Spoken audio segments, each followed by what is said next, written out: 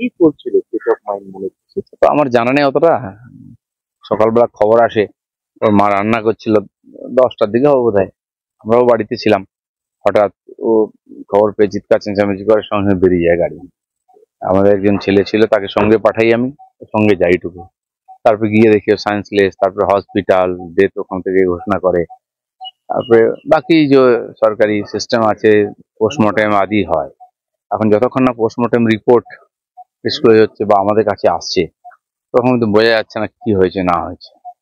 বন্ধু বান্ধব নিয়ে একসঙ্গে ছিল, রাত্রেবেলা পার্টি সার্টি করেছে, এটুকু জানি। বাকি তো রিপোর্টেই সব আসবে কি হয়েছে।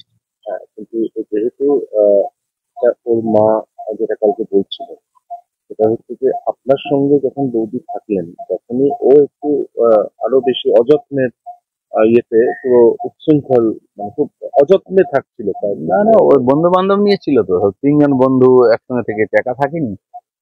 ওর মাও গিয়ে থেকে এসছে, চলছিল এরকম।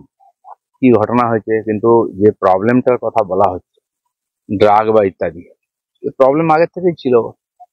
সেটা আমি শুনলাম যে ওর কাউন্সিলিং চলছিল, ওর অফিসে ডাক্তার আছে, চেষ্টা হচ্ছিল ঠিকঠাক করার।